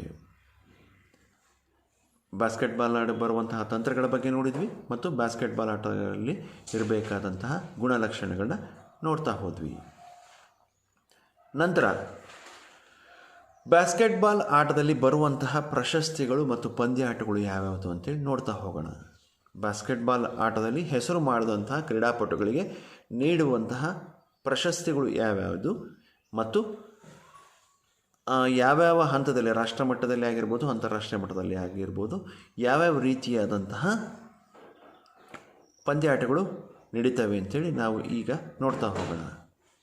ರಾಷ್ಟ್ರೀಯ ಮತ್ತು ಅಂತಾರಾಷ್ಟ್ರೀಯ ಮಟ್ಟದಲ್ಲಿ ಬಹಳಷ್ಟು ಗಣನೀಯವಾದಂತಹ ಸೇವೆಯನ್ನು ಮಾಡಿದಂತಹ ಆಟಗಾರರಿಗೆ, ಅಂತಾರಾಷ್ಟ್ರೀಯ ಮಟ್ಟದಲ್ಲಿ ಆಗಿರ್ಬೋದು, ರಾಷ್ಟ್ರ ಮಟ್ಟದಲ್ಲಿ ಆಗಲಿ ಹೆಚ್ಚು ಸೇವೆಯನ್ನು ಮಾಡಿ ಪ್ರಸಿದ್ಧಿಯನ್ನು ಪಡೆದಂತಹ ಆಟಗಾರನಿಗೆ ಭಾರತ ಸರ್ಕಾರ ಅರ್ಜುನ ಪ್ರಶಸ್ತಿಯನ್ನು ನೀಡಿ ಗೌರವವನ್ನು ನೀಡಲಾಗುತ್ತೆ. ನಾವು ನೋಡ್ತಾ ಹೋಗ್ತಾ ಇದ್ದೀವಿ. ರಾಷ್ಟ್ರೀಯ ಮತ್ತು ಅಂತಾರಾಷ್ಟ್ರೀಯ ಮಟ್ಟದಲ್ಲಿ ಹೆಸರು ಮಾಡಿದಂತಹ ಬಾಸ್ಕೆಟ್ಬಾಲ್ ಆಟಗಾರರಿಗೆ ನಮ್ಮ ಭಾರತ ಸರ್ಕಾರ ಅರ್ಜುನ ಪ್ರಶಸ್ತಿಯನ್ನು ನೀಡಿ ಗೌರವಿಸಿರುವಂಥದ್ದನ್ನು ನಾವು ಹಲವಾರು ಕಾಣ್ತಾ ಇದ್ದೀವಿ. ಈ ಅರ್ಜುನ ಪ್ರಶಸ್ತಿಯನ್ನೇ ಆಗಿರ್ಬೋದು, ರಾಜೀವ್ ಗಾಂಧಿ ಖೇಲ್ ರತ್ನ ಪ್ರಶಸ್ತಿ ಆಗಿರ್ಬೋದು, ಅಥವಾ ದ್ರೋಣಾಚಾರ್ಯ ಪ್ರಶಸ್ತಿಯನ್ನೇ ಆಗಿರ್ಬೋದು, ಯಾವಾಗ ನೀಡ್ತೀವಿ ನಾವು ಯಾವಾಗಲೂ ಕೂಡ ರಾಷ್ಟ್ರೀಯ ಕ್ರೀಡಾ ದಿನಾಚರಣೆ ಅಂತೇಳಿ ಆಗಸ್ಟ್ 29ನೇ ತಾರೀಕು ಆಚರಣೆಯನ್ನು ಮಾಡ್ತೀವಿ. ನಮ್ಮ ದೇಶದಲ್ಲಿ ಆಗಸ್ಟ್ 29ನೇ ತಾರೀಕು ರಾಷ್ಟ್ರೀಯ ಕ್ರೀಡಾ ದಿನಾಚರಣೆ ಅಂತೇಳಿ ಆಚರಣೆಯನ್ನು ಮಾಡ್ತೀವಿ. ಇದನ್ನು ನಾವು ಯಾರ ನೆನಪಿಗೋಸ್ಕರ ಆಚರಣೆಯನ್ನು ಮಾಡ್ತೀವಿ?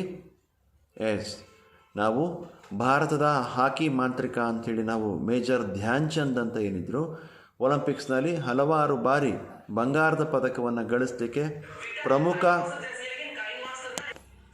ಪಾತ್ರಧಾರಿಯಾಗಿದ್ದಂತಹ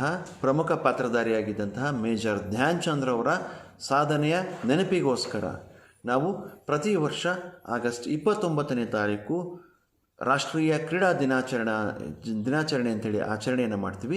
ಆ ಕ್ರೀಡಾ ದಿನಾಚರಣೆಯ ಸಂದರ್ಭದಲ್ಲಿ ಭಾರತ ಸರ್ಕಾರ ಕ್ರೀಡಾ ಸ್ಪರ್ಧೆಗಳಲ್ಲಿ ಹೆಸರು ಮಾಡಿದಂತಹ ಕ್ರೀಡಾಪಟುಗಳಿಗೆ ರಾಜೀವ್ ಗಾಂಧಿ ಖೇಲ್ ರತ್ನ ಪ್ರಶಸ್ತಿಯನ್ನು ನೀಡುತ್ತೆ. ಅತ್ಯುನ್ನತ ಸೇವೆಯನ್ನು ನೀಡಿದಂಥವರಿಗೆ ಒಬ್ಬರಿಗೆ ರಾಜೀವ್ ಗಾಂಧಿ ಖೇಲ್ ರತ್ನ ಪ್ರಶಸ್ತಿಯನ್ನು ನೀಡುತ್ತೆ. ಮತ್ತು ಕ್ರೀಡೆಗಳಲ್ಲಿ ವಿಶೇಷ ಸಾಧನೆಯನ್ನು ಮಾಡಿದಂತಹ ರಾಷ್ಟ್ರೀಯ ಮತ್ತು ಅಂತಾರಾಷ್ಟ್ರೀಯ ಕ್ರೀಡಾಪಟುಗಳಿಗೆ ಅರ್ಜುನ ಪ್ರಶಸ್ತಿಯನ್ನು ನೀಡಲಾಗುತ್ತೆ. ಮತ್ತು ಪ್ರಮುಖವಾಗಿ ಈ ಕ್ರೀಡೆಗಳಿಗೆ ತರಬೇತಿಯನ್ನು ಮಾಡಿದಂತಹ ತರಬೇತುದಾರರು ಏನಿರ್ತಾರೆ ಅವರಿಗೆ ದ್ರೋಣಾಚಾರ್ಯ ಪ್ರಶಸ್ತಿಯನ್ನು ನೀಡಿ ಭಾರತ ಸರ್ಕಾರ ಗೌರವಿಸ್ತದೆ.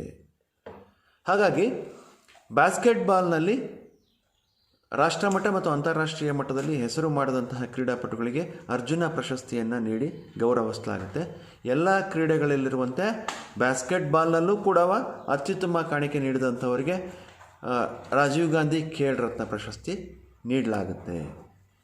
ಅದೇ ರೀತಿ ಅದೇ ಕ್ರೀಡಾ ದಿನಾಚರಣೆಯ ದಿನ ನಮ್ಮ ಕರ್ನಾಟಕ ರಾಜ್ಯ ಸರ್ಕಾರನೂ ಕೂಡ ಕ್ರೀಡೆಗಳಲ್ಲಿ ವಿಶೇಷ ಸಾಧನೆಯನ್ನು ಮಾಡಿದಂತಹ ಕ್ರೀಡಾಪಟುಗಳಿಗೆ ಪ್ರಶಸ್ತಿಯನ್ನು ನೀಡುತ್ತೆ. ಮೇಜರ್ ಧ್ಯಾನ್ ಚಂದ್ ಅವರ ಸವಿನೆನಪಿಗಾಗಿ ನಾವು ರಾಷ್ಟ್ರೀಯ ಕ್ರೀಡಾ ದಿನಾಚರಣೆಯನ್ನು ಏನು ಆಚರಣೆಯನ್ನು ಮಾಡ್ತೀವಿ, ಆ ಕ್ರೀಡಾ ದಿನಾಚರಣೆಯ ದಿವಸ ಏಕಲವ್ಯ ಪ್ರಶಸ್ತಿ ರಾಜ್ಯ ಮಟ್ಟದಲ್ಲಿ ಮತ್ತು ರಾಷ್ಟ್ರ ಮಟ್ಟದಲ್ಲಿ ಹೆಸರು ಮಾಡಿದಂತಹ ಕ್ರೀಡಾಪಟುಗಳಿಗೆ ಏಕಲವ್ಯ ಪ್ರಶಸ್ತಿಯನ್ನು ನೀಡಿ ಗೌರವಿಸಲಾಗುತ್ತೆ.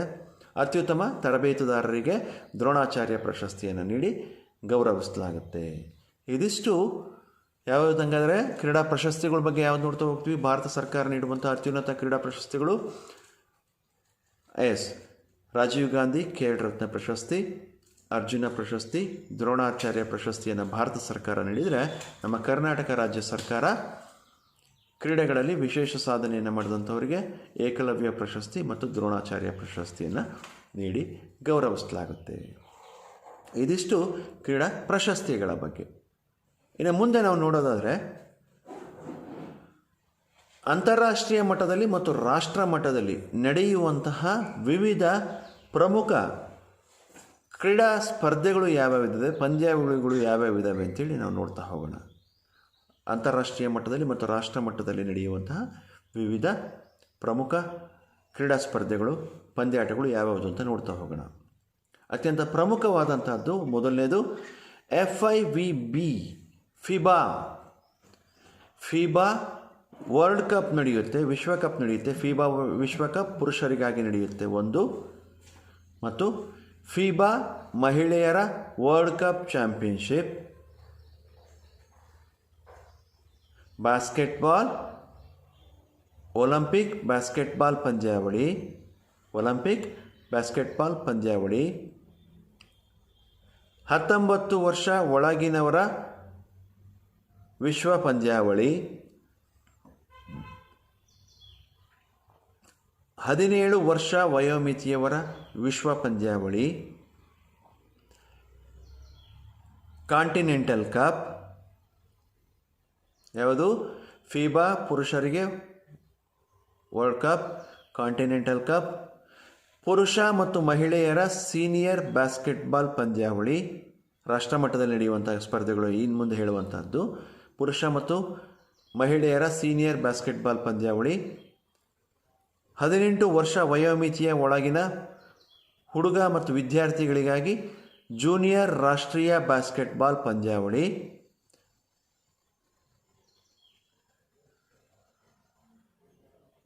16 ವರ್ಷ ವಯೋಮಿತಿಯ ಒಳಗಿನ ಯುವ ರಾಷ್ಟ್ರೀಯ ಬಾಸ್ಕೆಟ್ಬಾಲ್ ಪಂದ್ಯಾವಳಿ.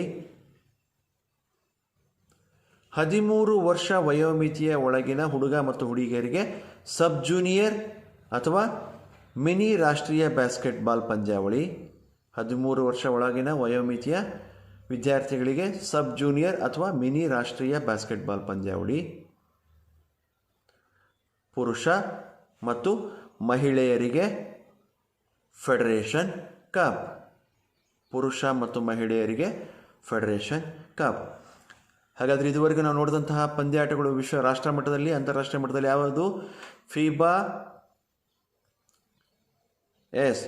ಫಿಬಾ ವಿಶ್ವಕಪ್ ಪುರುಷರಿಗಾಗಿ, ಫಿಬಾ ವಿಶ್ವಕಪ್ ಮಹಿಳೆಯರಿಗಾಗಿ, ಒಲಿಂಪಿಕ್ಸ್ ಬಾಸ್ಕೆಟ್ಬಾಲ್ ಪಂದ್ಯಾವಳಿ, 19 ವರ್ಷ ವಯೋಮಿತಿಯ ಒಳಗಿನವರ ವಿಶ್ವಕಪ್, 17 ವರ್ಷದ ಒಳಗಿನ ವಯೋಮಿತಿಯವರ ವಿಶ್ವಕಪ್, ಕಾಂಟಿನೆಂಟಲ್ ಕಪ್ಗಳು ಮತ್ತು ರಾಷ್ಟ್ರ ಮಟ್ಟದಲ್ಲಿ ಕ್ರೀಡಾ ಸ್ಪರ್ಧೆಗಳನ್ನು ನೋಡ್ತಾ ಹೋದ್ರೆ ನಾವು ಪುರುಷ ಮತ್ತು ಮಹಿಳೆಯರ ಸೀನಿಯರ್ ಬಾಸ್ಕೆಟ್ಬಾಲ್ ಪಂದ್ಯಾವಳಿ, 18 ವರ್ಷದ ಒಳಗಿನ ವಯೋಮಿತಿಯವರ ಜೂನಿಯರ್ ರಾಷ್ಟ್ರೀಯ ಬಾಸ್ಕೆಟ್ಬಾಲ್ ಪಂದ್ಯಾವಳಿ, 16 ವರ್ಷದ ವಯೋಮಿತಿಯ ಒಳಗಿನ ಹುಡುಗ ಮತ್ತು ಹುಡುಗಿಯರಿಗೆ ಯುವ ರಾಷ್ಟ್ರೀಯ ಬಾಸ್ಕೆಟ್ಬಾಲ್ ಚಾಂಪಿಯನ್ಶಿಪ್ ಮತ್ತು 13 ವರ್ಷದ ಒಳಗಿನ ವಯೋಮಿತಿಯವರಿಗೆ ಸಬ್ ಜೂನಿಯರ್ ಮಿನಿ ರಾಷ್ಟ್ರೀಯ ಬಾಸ್ಕೆಟ್ಬಾಲ್ ಪಂದ್ಯಾವಳಿ ಹಾಗೂ ಪುರುಷ ಮತ್ತು ಮಹಿಳೆಯರಿಗೆ federation cup.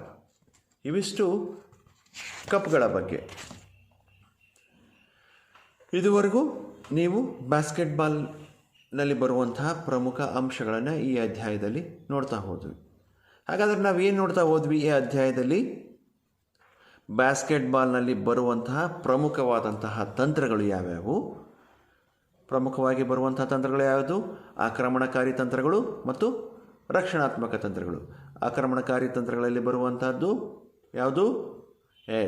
Screening, post play ಮತ್ತು ಫಾಸ್ಟ್ ಬ್ರೇಕ್. ನಂತರ ನಾವು ರಕ್ಷಣಾತ್ಮಕ ತಂತ್ರಗಳಿಗೆ ಬಂದ್ರಿ. ಝೋನಲ್ ಡಿಫೆನ್ಸ್, ವಲಯ ರಕ್ಷಣೆ ಮತ್ತು ವ್ಯಕ್ತಿಯ ರಕ್ಷಣೆ.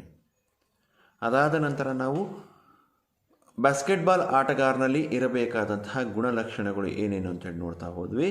ಬಾಸ್ಕೆಟ್ಬಾಲ್ ಆಟಗಾರನಿಗೆ ಪ್ರಮುಖವಾಗಿ ಎತ್ತರವಾದಂತಹ ನಿಲುವು ಇರಬೇಕು, ಮತ್ತು ಜಿಗಿಯುವಂತಹ ಶಕ್ತಿ ಬೇಕಾಗಿರೋಂಥ ಸ್ಫೋಟಕ ಶಕ್ತಿ ಬೇಕು, ಚಪಲತೆ ಬೇಕು, ಮತ್ತು ವೇಗ ಬೇಕು, ಮೈಮಣಿತ ಬೇಕು, ಹಾಗೂ ಕೈಗಳ ಮತ್ತು ಕಣ್ಣುಗಳ ಸಂಯೋಜನೆ ಬೇಕು, ಮತ್ತು ಯಶಸ್ವಿಯಾಗಿ ಬುಟ್ಟೀಲಿ ಚೆಂಡನ್ನು ಹಾಕಲಿಕ್ಕೆ ನಿಖರತೆಯ ಅವಶ್ಯಕತೆ ಬೇಕು ಅಂತೇಳಿ ನೋಡ್ತಾ ಹೋದ್ವಿ. ಅದಾದ ನಂತರ ನಾವಿಲ್ಲಿ ಬಂದ್ವಿ ಬಾಸ್ಕೆಟ್ಬಾಲ್ನಲ್ಲಿ ನೀಡುವಂತಹ ಪ್ರಮುಖ ಪ್ರಶಸ್ತಿಗಳು ಯಾವ್ಯಾವುದು ಅಂತ ನೋಡ್ತಾ ಹೋದ್ವಿ. ಆ ಬಾಸ್ಕೆಟ್ಬಾಲ್ ನೀಡುವಂಥ ಪ್ರಶಸ್ತಿಗಳು: ಭಾರತ ಸರ್ಕಾರ ನೀಡುವಂಥ ಪ್ರಶಸ್ತಿಗಳು ಅರ್ಜುನ ಪ್ರಶಸ್ತಿ, ರಾಜೀವ್ ಗಾಂಧಿ ಖೇಲ್ ರತ್ನ ಪ್ರಶಸ್ತಿ ಮತ್ತು ತರಬೇತುದಾರರಿಗೆ ದ್ರೋಣಾಚಾರ್ಯ ಪ್ರಶಸ್ತಿಯನ್ನು ನೀಡ್ತಾ ಹೋಗುತ್ತೆ. ಅದೇ ರೀತಿ ಕರ್ನಾಟಕ ರಾಜ್ಯ ಏಕಲವ್ಯ ಪ್ರಶಸ್ತಿಯನ್ನು ನೀಡ್ತಾ ಹೋಗುತ್ತೆ ಮತ್ತು ದ್ರೋಣಾಚಾರ್ಯ ಪ್ರಶಸ್ತಿಯನ್ನು ನೀಡ್ತಾ ಹೋಗುತ್ತೆ. ಯಾವ ದಿನದಂದು? ಆಗಸ್ಟ್ 29ನೇ ತಾರೀಕು ನಾವು ಏನು ರಾಷ್ಟ್ರೀಯ ಕ್ರೀಡಾ ದಿನಾಚರಣೆ ಅಂತೇಳಿ ಆಚರಣೆ ಮಾಡ್ತೀವಿ, ಆ ಸಂದರ್ಭದಲ್ಲಿ ನೀಡ್ತಾ ಹೋಗುತ್ತೆ. ಅದಾದ ನಂತರ ಪ್ರಮುಖವಾಗಿ ಬರುವಂತಹ ಅಂತಾರಾಷ್ಟ್ರೀಯ ಮಟ್ಟದಲ್ಲಿ ಬರುವಂತಹ ಪಂದ್ಯಾಟಗಳು ಯಾವುದು ಮತ್ತು ರಾಷ್ಟ್ರೀಯ ಮಟ್ಟದಲ್ಲಿ ಬರುವಂಥ ಪಂದ್ಯಾಟಗಳು ಯಾವುದು ಅಂತ ನಾವು ನೋಡ್ತಾ ಹೋದ್ವಿ. ಅಂತಾರಾಷ್ಟ್ರೀಯ ಮಟ್ಟದಲ್ಲಿ ಬರುವಂತಹ ಪಂದ್ಯಾಟಗಳು ಫಿಬಾ ಪುರುಷರ ವಿಶ್ವಕಪ್, ಫಿಬಾ ಮಹಿಳೆಯರ ವಿಶ್ವಕಪ್, ಒಲಿಂಪಿಕ್ ಬಾಸ್ಕೆಟ್ಬಾಲ್ ಪಂದ್ಯಾವಳಿ, 19 ವರ್ಷದ ವಯೋಮಿತಿಯ ಒಳಗಿನವರ ವಿಶ್ವಕಪ್, 17 ವರ್ಷ ವಯೋಮಿತಿಯ ಒಳಗಿನವರ ವಿಶ್ವಕಪ್, ಕಾಂಟಿನೆಂಟಲ್ ಕಪ್, ಇವು ಅಂತಾರಾಷ್ಟ್ರೀಯ ಮಟ್ಟದಲ್ಲಿ ನಡೆಯುವಂಥದ್ದು. ಇನ್ನು ರಾಷ್ಟ್ರ ಮಟ್ಟದಲ್ಲಿ ನಡೆಯುವಂಥದ್ದು ಪುರುಷ ಮತ್ತು ಮಹಿಳೆಯರ ಸೀನಿಯರ್ ಬಾಸ್ಕೆಟ್ಬಾಲ್ ಪಂದ್ಯಾವಳಿ ಮತ್ತು 18 ವರ್ಷ ವಯೋಮಿತಿಯ ಒಳಗಿನವರ ಜೂನಿಯರ್ ರಾಷ್ಟ್ರೀಯ ಬಾಸ್ಕೆಟ್ಬಾಲ್ ಪಂದ್ಯಾವಳಿ ಮತ್ತು 16 ವರ್ಷ ವಯೋಮಿತಿಯ ಯುವ ರಾಷ್ಟ್ರೀಯ ಬಾಸ್ಕೆಟ್ಬಾಲ್ ಪಂದ್ಯಾವಳಿ ಮತ್ತು 13 ವರ್ಷದ ವಯೋಮಿತಿಯ ಒಳಗಿನವರ ಸಬ್ ಜೂನಿಯರ್ ಮಿನಿ ರಾಷ್ಟ್ರೀಯ ಬಾಸ್ಕೆಟ್ಬಾಲ್ ಪಂದ್ಯಾವಳಿ ನಡೆಯುತ್ತೆ ಮತ್ತು ಪುರುಷರ ಮತ್ತು ಮಹಿಳೆಯರ ಫೆಡರೇಷನ್ ಕಪ್. ಇವು ಈ ಅಧ್ಯಾಯದಲ್ಲಿ ಬರುವಂಥ ಪ್ರಮುಖ ಅಂಶಗಳು. ಇದರ ಬಗ್ಗೆ ನಾವು ಇದುವರೆಗೂ ನೋಡ್ತಾ ಹೋದ್ವಿ. ಎಲ್ಲರಿಗೂ ಕೂಡ ಅರ್ಥ ಆಗಿದೆ ಅಂತೇಳಿ ಭಾವಿಸ್ತೀನಿ. ಈಗ ನಾವೇ ಮುಂದೆ ಹೋಗುವಂತಹ ಸಮಯ. ಈ ಬಾಸ್ಕೆಟ್ಬಾಲ್ ಆಟದಲ್ಲಿ ಬರುವಂತಹ ಪ್ರಮುಖ ಅಭ್ಯಾಸಗಳ ಬಗ್ಗೆ ನಾವು ನೋಡ್ತಾ ಹೋಗೋಣ.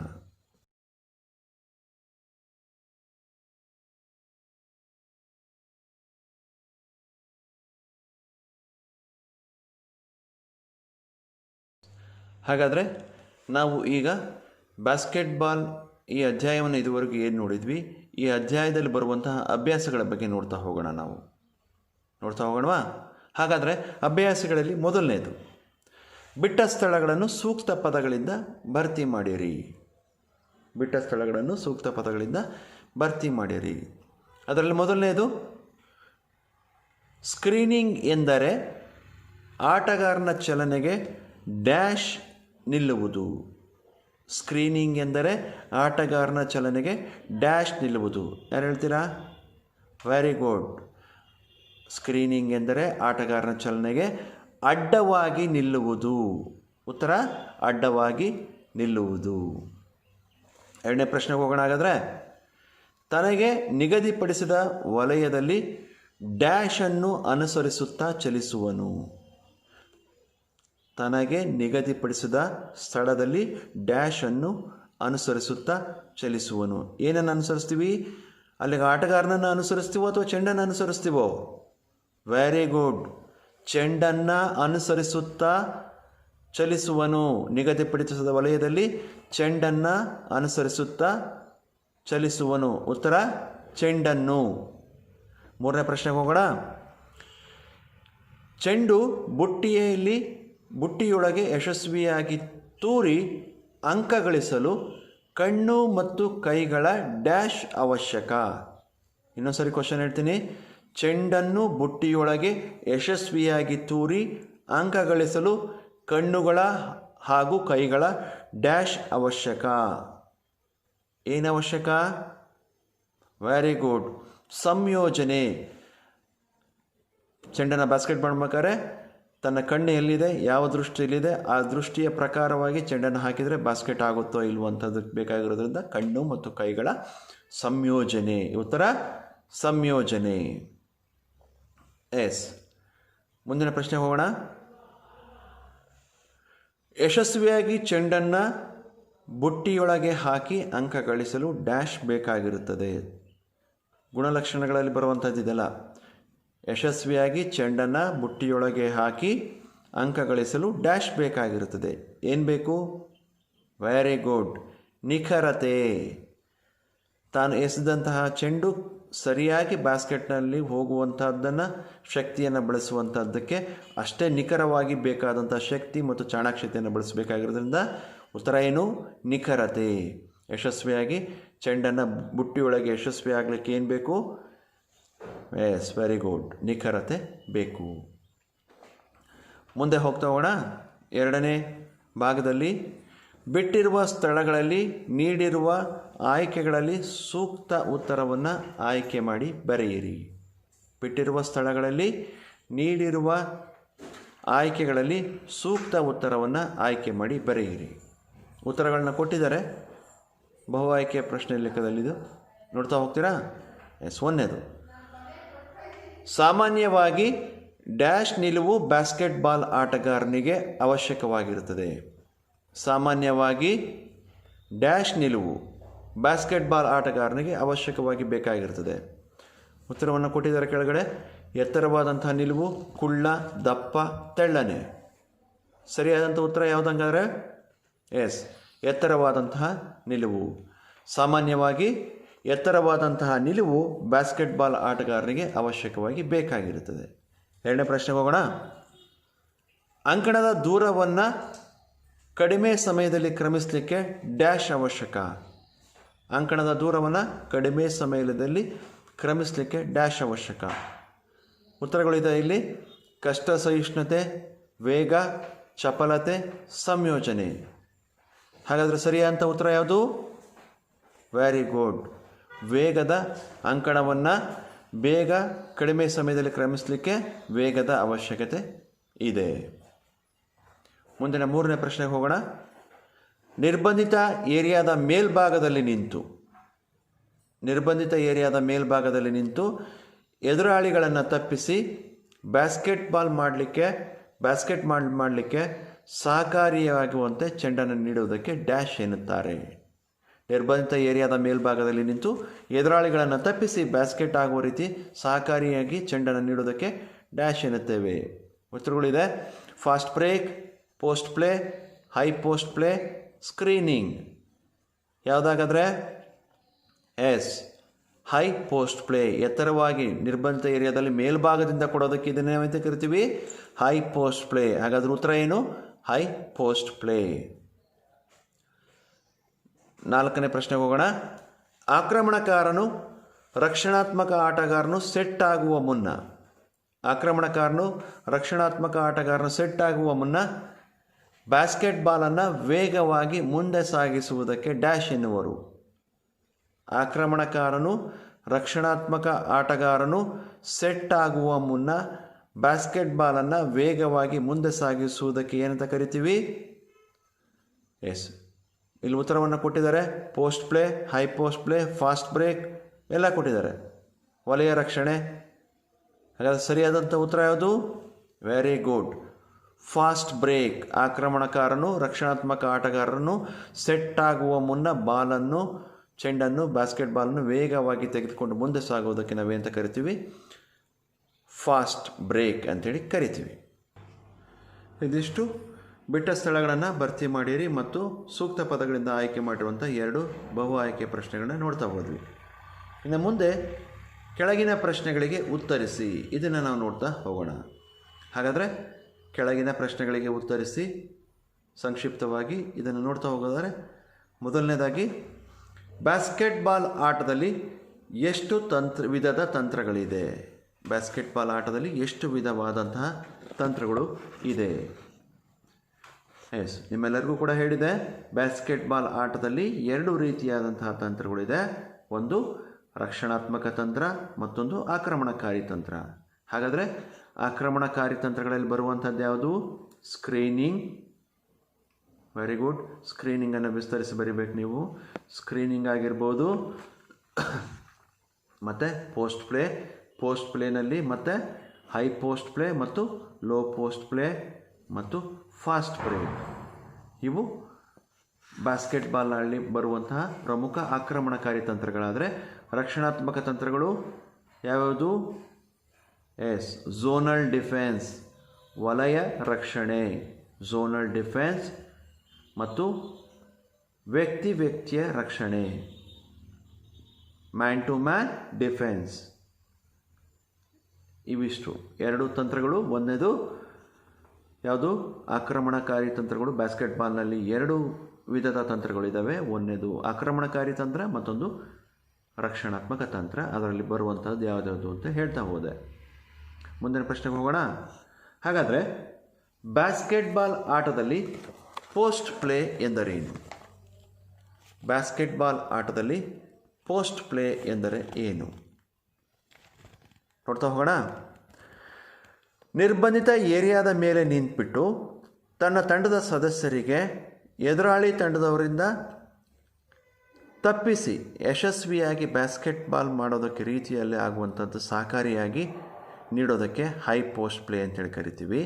ನಿರ್ಬಂಧಿತ ಏರಿಯಾದ ಮೇಲ್ಭಾಗದಲ್ಲಿ ನಿಂತು ತನ್ನ ತಂಡದ ಸದಸ್ಯರಿಗೆ ಎದುರಾಳಿ ತಂಡದವರಿಂದ ತಪ್ಪಿಸಿ ಯಶಸ್ವಿಯಾಗಿ ಬಾಸ್ಕೆಟ್ಬಾಲ್ ಮಾಡಲಿಕ್ಕೆ ಸಹಕಾರಿಯಾಗುವಂತೆ ಚೆಂಡನ್ನು ನೀಡೋದಕ್ಕೆ ಹೈ ಪೋಸ್ಟ್ ಪ್ಲೇ ಅಂತೇಳಿ ಕರಿತೀವಿ. ಮತ್ತು ಈ ಆಟಗಾರ ತನ್ನ ಆಟಗಾರನಿಗೆ ಯಾವ ಬದಿಗಾದರೂ ಕೂಡ ಪಾಸನ್ನು ನೀಡ್ಬೋದಾಗಿರುತ್ತೆ. ನಿರ್ಬಂಧಿತ ಏರಿಯಾದ ಕೆಳಗಡೆ ಹತ್ತಿರ ನಿಂತುಬಿಟ್ಟು ಪಾಸ್ ನೀಡೋದಕ್ಕೆ ಲೋ ಪೋಸ್ಟ್ ಪ್ಲೇ ಅಂತೇಳಿ ಕರಿತೀವಿ. ಇದು ಯಶಸ್ವಿಯಾಗಿ ಬ್ಯಾಸ್ಕೆಟ್ ಮಾಡಲಿಕ್ಕೆ ಸಹಕಾರಿಯಾಗುತ್ತೆ. ಅನಿವಾರ್ಯ ಪ್ರಸಂಗಗಳು ಬಂದಂಥ ಸಂದರ್ಭದಲ್ಲಿ ಯಾವ ಆಟಗಾರ ಪಾಸ್ ಕೊಡಬೇಕು ಅಂತ ಇರ್ತಾನೋ ಅದೇ ಆಟಗಾರನೇ ತಾನೇ ಖುದ್ದಾಗಿ ಬ್ಯಾಸ್ಕೆಟ್ ಮಾಡುವಂಥ ಅವಕಾಶ ಇರುತ್ತದೆ. ಮತ್ತು ಈ ಆಟಗಾರ ನಿಂತ ಸ್ಥಳದಲ್ಲಿ ತನ್ನ ತಂಡದ ಇತರ ಆಟಗಾರರ ಚಲನವಲನಗಳನ್ನ ಚಾಕಚಕ್ಯತೆಯಿಂದ ನೋಡ್ಕೊಂಡ್ಬಿಟ್ಟು ಚೆಂಡನ್ನು ಕೊಡಬೇಕಾಗುತ್ತೆ. ಇದು ಪೋಸ್ಟ್ ಪ್ಲೇ ಬಗ್ಗೆ. ಮುಂದಿನ ಪ್ರಶ್ನೆ ಹೋಗೋಣ ನಾವು. ಹಾಗಾದರೆ ಮುಂದಿನ ಪ್ರಶ್ನೆ, ಬಾಸ್ಕೆಟ್ಬಾಲ್ ಆಟದಲ್ಲಿ ಫಾಸ್ಟ್ ಬ್ರೇಕ್ ಎಂದರೇನು? ಬಾಸ್ಕೆಟ್ಬಾಲ್ ಆಟದಲ್ಲಿ ಫಾಸ್ಟ್ ಬ್ರೇಕ್ ಎಂದರೇನು? ಏನು ಆಕ್ರಮಣಕಾರಿ ಆಟಗಾರ ಇರ್ತಾನೆ, ಅವನು ಚೆಂಡನ್ನು ತೆಗೆದುಕೊಂಡು ಬಾಸ್ಕೆಟ್ ಮಾಡಲಿಕ್ಕೆ ಹೋಗ್ತಾ ಇರ್ತಾನೆ. ಹಾಗೆ ಬಾಸ್ಕೆಟ್ ಮಾಡಲಿಕ್ಕೆ ಹೋಗುವಂತಹ ಸಂದರ್ಭದಲ್ಲಿ ಆ ಚೆಂಡು ಬಾಸ್ಕೆಟ್ ಆಗದೇ ಇದ್ದಂಥ ಸಂದರ್ಭದಲ್ಲಿ ರಕ್ಷಣಾತ್ಮಕ ತಂಡದ ಆಟಗಾರರು ತಮ್ಮ ವಲಯಗಳಿಗೆ ಸೆಟ್ ಆಗೋದಕ್ಕಿಂತ ಮುಂಚೆ ಬಾಸ್ಕೆಟ್ಬಾಲನ್ನು ತೆಗೆದುಕೊಂಡು ವೇಗವಾಗಿ ಮುಂದೆ ಸಾಗೋದಕ್ಕೆ ನಾವೇನಂತ ಕರಿತೀವಿ? ಫಾಸ್ಟ್ ಬ್ರೇಕ್ ಅಂತ ಕರಿತೀವಿ. ಇದರಲ್ಲಿ ಬಿರಬೇಕಂತ ಕೂಡ ರಭಸವಾಗಿ ಎದುರಾಳಿ ತಂಡದ ಬಾಸ್ಕೆಟ್ ಕಡೆಗೆ ನುಗ್ಗುವಂಥದ್ದು ಮತ್ತು ವ್ಯಕ್ತಿಯ ರಕ್ಷಣೆಯನ್ನು, ಮ್ಯಾನ್ ಟು ಮ್ಯಾನ್ ಏನು ರಕ್ಷಣೆಯನ್ನು ಮಾಡ್ತೀವಿ ಅಂಥ ಸಂದರ್ಭದಲ್ಲಿ ಇದಷ್ಟು ಬಹಳಷ್ಟು ಅನುಕೂಲ ಆಗುತ್ತೆ. ಫಾಸ್ಟ್ ಬ್ರೇಕ್ ಅನ್ನುವಂಥದ್ದು ಆಕ್ರಮಣಕಾರಿ ತಂಡದ ಸಂದರ್ಭದಲ್ಲಿ ಮಾಡುವಂಥ ಒಂದು ತಂತ್ರ ಆಗಿರುತ್ತೆ. ಇದು ಫಾಸ್ಟ್ ಬ್ರೇಕ್ ಬಗ್ಗೆ. ಹಾಗಾದರೆ ಮುಂದಿನ ನಾವು ಇದಕ್ಕೆ ಹೋಗೋಣ. ಬಾಸ್ಕೆಟ್ಬಾಲ್ ಆಟಗಾರನಲ್ಲಿ ಇರಬೇಕಾದಂತಹ ಗುಣಲಕ್ಷಣಗಳು ಏನೇನು? ಬಾಸ್ಕೆಟ್ಬಾಲ್ ಆಟಗಾರನಲ್ಲಿ ಇರಬೇಕಾದಂತಹ ಗುಣಲಕ್ಷಣಗಳು ಯಾವ್ಯಾವುದು ನೋಡ್ತಾ ಹೋಗೋಣ.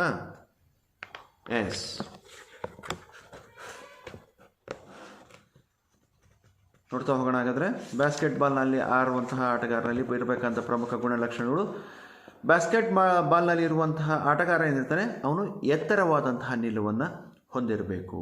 ಯಾಕೆ ಅಂತಂದರೆ ಅವನು ಎತ್ತರವಾದಂಥ ನಿಲುವನ್ನು ಹೊಂದಿದರೆ ಅವನು ಸುಲಭವಾಗಿ ಚೆಂಡನ್ನು ಬುಟ್ಟಿಯೊಳಗೆ ಹಾಕಲಿಕ್ಕೆ ಅನುಕೂಲ ಆಗುತ್ತೆ ಅನ್ನೋದಕ್ಕೋಸ್ಕರ ಎತ್ತರವಾದಂತಹ ನಿಲುವನ್ನು ಹೊಂದಿರಬೇಕು. ಎರಡನೇದು, ಹೆಚ್ಚಿನ ಸಂದರ್ಭದಲ್ಲಿ ಅವನು ಜಿಗಿಯುವಂತಹ ಅವಶ್ಯಕತೆ ಇರುತ್ತೆ.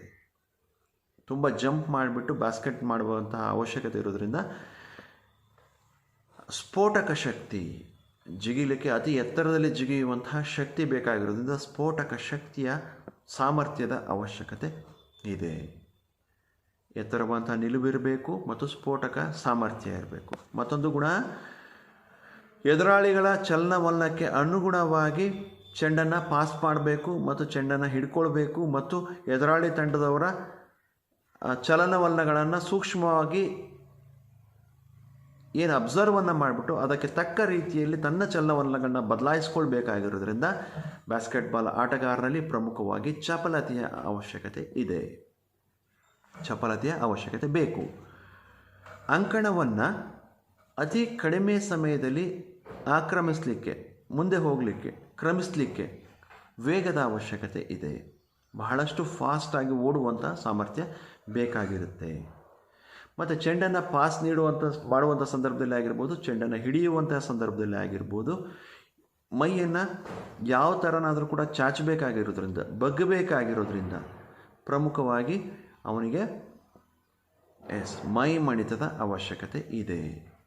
ಚೆಂಡನ್ನು ಯಾವ ರೀತಿ ಹಿಡಿಬೇಕಾದರೂ ಕೂಡ ಅವನಿಗೆ ಮೈಯನ್ನು ಚಾಚಬೇಕು, ಶರೀರವನ್ನು ಚಾಚಬೇಕು ಅಥವಾ ಮುಂದೆ ಬಗ್ಗಬೇಕಾಗಿರೋದ್ರಿಂದ ಮೈ ಮಣಿತದ ಅವಶ್ಯಕತೆ ಇದೆ. ಚೆಂಡನ್ನು ಯಶಸ್ವಿಯಾಗಿ ಬುಟ್ಟೀಲಿ ಹಾಕಿಬಿಟ್ಟು ಅಂಕವನ್ನು ಗಳಿಸ್ಕೊಳ್ಳಿಕ್ಕೆ ಕೈಗಳ ಮತ್ತು ಕಣ್ಣುಗಳ ಸಂಯೋಜನೆ ಬಹಳಷ್ಟು ಅವಶ್ಯಕ. ಕೈಗಳ ಮತ್ತು ಕಣ್ಣುಗಳ ಸಂಯೋಜನೆ ಬಹಳಷ್ಟು ಅವಶ್ಯಕವಾಗಿ ಬೇಕಾಗ್ತದೆ. ಚೆಂಡನ್ನು ಯಶಸ್ವಿಯಾಗಿ ಬುಟ್ಟಿಯೊಳಗೆ ಹಾಕಿ ತಂಡಕ್ಕೆ ಅಂಕವನ್ನು ಗಳಿಸ್ಕೊಳ್ಳಿಕ್ಕೆ ನಿಖರತೆಯ ಅವಶ್ಯಕತೆ ಬಹಳಷ್ಟು ಬೇಕು. ತಾನು ಹಾಕಿದ ಚೆಂಡು ಬಾಸ್ಕೆಟಲ್ಲೇ ಬೀಳುತ್ತೆ, ಇಷ್ಟೇ ಪರ್ಫೆಕ್ಟಾಗಿ ಆಗ್ತೀನಿ ಅನ್ನುವಂಥ ನಿಖರತೆ ಅವನಲ್ಲಿ ಇರಬೇಕಾಗುತ್ತೆ. ಯಾವುದು? ಎತ್ತರವಾದಂಥ ನಿಲುವು ಮತ್ತು ಸ್ಫೋಟಕ ಸಾಮರ್ಥ್ಯ ಮತ್ತು ಚಪಲತೆ, ಕೈಗಳ ಮತ್ತು ಕಣ್ಣುಗಳ ಸಂಯೋಜನೆ, ವೇಗದ ಅವಶ್ಯಕತೆ ಮತ್ತು ನಿಖರತೆಯ ಅವಶ್ಯಕತೆ ಭಾಳಷ್ಟು ಇರುತ್ತೆ. ಇದು ಬಾಸ್ಕೆಟ್ಬಾಲ್ ಆಟಗಾರನಲ್ಲಿ ಇರಬೇಕಂತ ಪ್ರಮುಖ ಗುಣ ಲಕ್ಷಣಗಳು. ಎಸ್, ಇದಿಷ್ಟು ನಿಮಗೆ ಪ್ರಶ್ನೆ ಉತ್ತರಗಳ ಬಗ್ಗೆ ಆಗ್ತಾ ಹೋದರೆ, ಇನ್ನು ನೆಕ್ಸ್ಟ್ ನೀವು ಒಂದು ಚಟುವಟಿಕೆಯನ್ನು ಕೊಡ್ತಾ ಇದ್ದೀನಿ ನಿಮಗೆ. ಈ ಚಟುವಟಿಕೆಯನ್ನು ನೀವು ಮಾಡಬೇಕಾಗತ್ತೆ. ಹಾಗಾದರೆ ಯಾವುದು ಚಟುವಟಿಕೆ?